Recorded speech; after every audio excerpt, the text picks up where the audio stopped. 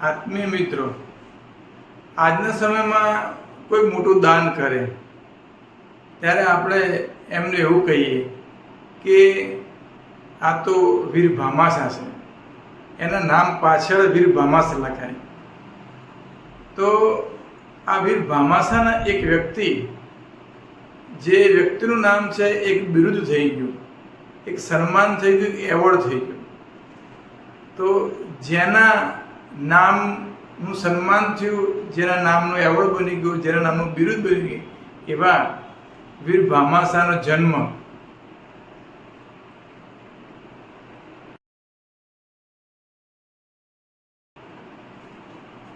રાજસ્થાનના મેવાડમાં થયો હતો. અને આજે એટલે કે 28મી જૂન અને 1547માં મિત્રો વીર ભામાસા આપણે માત્ર એટલું જાણીએ છીએ કે એમણે મોટું દાન કર્યું હતું. મિત્રો એવી ઘણી બધી વાત છે, આપણે વીર ભામાસા જાણતા પણ નથી. વીર ભામાસા એટલે પ્રખર દાનવીર, બહુ જ મોટા દાનવીર. વીર ભામાસા એટલે વીરતાની મૂર્તિ. વીર ભામાસા એટલે ત્યાગની મૂર્તિ.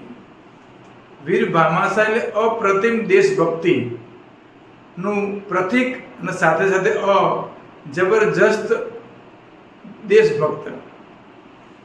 મિત્રો માત્ર દાન કર્યું એવું નથી. હવે એમના થોડા જન્મની વાત કરી લઈએ તો એમનો જન્મ રાજસ્થાનના મેવાડમાં થયો હતો. રાણા પ્રતાપના બાળપણના મિત્ર હતા. રાણા પ્રતાપના બાળપણના મિત્ર સાથે સાથે એમના સલાહકાર અને સૈનિક પણ ખરા.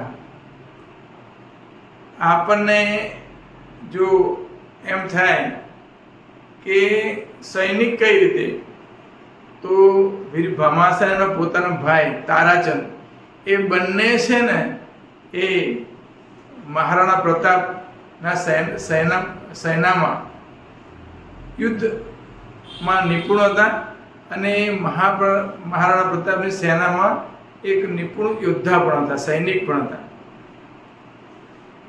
હલ્દી ઘાટીનું યુદ્ધ એટલે 1576ની અંદર જે હલ્દી ઘાટીનું યુદ્ધ થયું, એ હલ્દી ઘાટીનું યુદ્ધ છે ને એ મહારાણા પ્રતાપના જીવન માટે બહુ ખરાબ સમય લાગ્યો.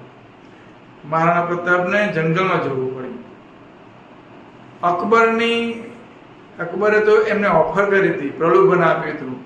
જે બીજા રાજાઓ હતા એ અકબરના ખંડિયા રાજા બન્યા, પણ મહારાણા પ્રતાપ એ બનવા નહોતા માંગતા. એટલે એમ જંગલમાં સંતાઈ જવું પડ્યું. સમય એવો આવ્યો કે ધન ધાન્ય સેનાનો અભાવ થઈ ગયો. પોતાના સૈનિકોને પગાર આપવા મારે પણ પૈસા નહોતા એમની પાસે. એટલે પછી મેવાડ છોડવાનો વિચાર કરે છે. ત્યારે વીર ભામાસાને ખબર પડે તો વીર ભામાસા પહોંચી જાય છે અને કીધું કે આ જે સંપત્તિ છે ને, આ મારી પાસે જે સંપત્તિ છે ને એ મારી નથી, આ તો મેવાડની પ્રજાની છે અને આપની છે, રાજા તમારી છે. એટલે મારી એક પણ સંપત્તિઓ મારો હક નથી.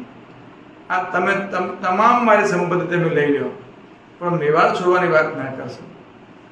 મિત્રો 25,000 સૈનિકોને 12 વર્ષ સુધી એના પગાર, એનો તમામ ખર્ચ, સૈનિકનો અને સેનાનો, રક્ષણનો અને પોષણનો તમામ ખર્ચ નીકળે એટલી સંપત્તિ છે ને એણે મહારાણા પ્રતાપના ચરણોમાં ધરી દીધી.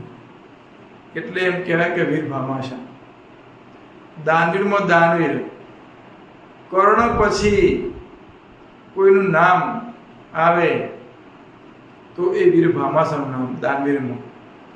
તો મિત્રો આવા જે વીર ભામાસા હતા એ યુદ્ધ કલામાં પણ એટલા નિપુણ હતા, જબરજસ્ત સૈનિક હતા. એ માલપુરાનું યુદ્ધ હોય 1582 થી 83ની વચ્ચેનું, કે જે મુખ્ય યુદ્ધ હતું દિવેરનું યુદ્ધ.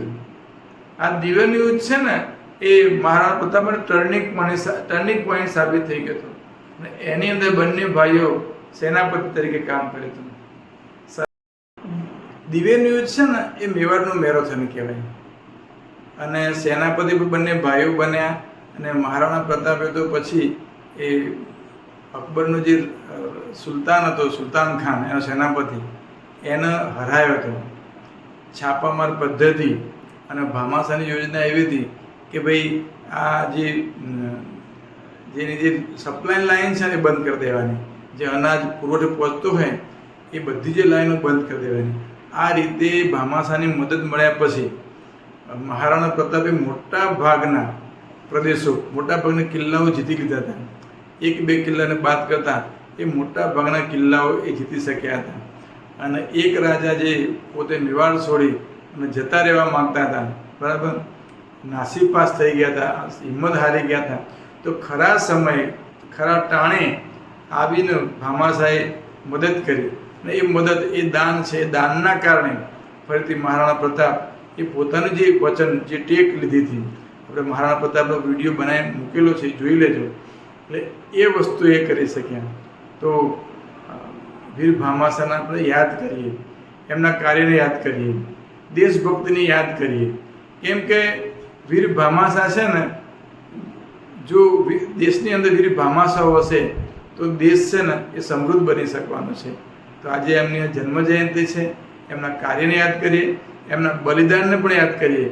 બલિદાન એ કે પોતાની સંપત્તિનું બલિદાન આપ્યું હતું દેશના માટે. પોતે તો યુદ્ધમાં લડ્યા હતા, પોતે તો સૈનિક હતા, સેનાપતિ હતા. એના પિતા ભારમલ પણ એ કિલ્લેદાર પણ હતા રાણા પ્રતાપના આગળના જે પૂર્વજોની અંદર, અને પોતે સેનાપતિ તરીકે પણ કામ કરતા હતા. અને એમના દીકરાઓ માત્ર એવું સમજતા હોઈએ કે ભાઈ વીર ભામાશાહ માત્ર એક વેપારી હતા, એવું નહીં. એક વેપારી તો હતા, સાથે સાથે કુશળ શાસક પણ હતા, કુશળ સૈનિક પણ હતા, નિપુણ યોદ્ધા પણ હતા.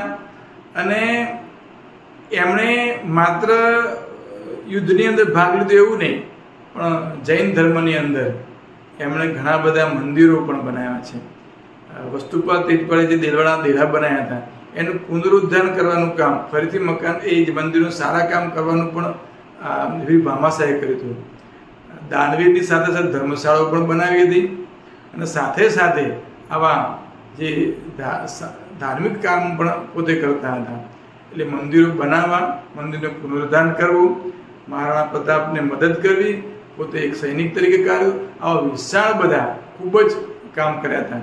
અને 20મી જાન્યુઆરી અને 1600ની સાલની અંદર એ પોતે પોતાનો સ્વર્ગદેહ છોડી અને પરમધામો પહોંચ્યા હતા. આજે તો એમની જન્મ જયંતિ છે, તો એમની જન્મ જયંતિ એ મહાપુરુષને યાદ કરી, એમને સતત વંદન કરીએ. સૌને મારા જય ભગવાન, જય પરમાત્મા, જય આયેજી, જય હિન્દ, જય ભારત.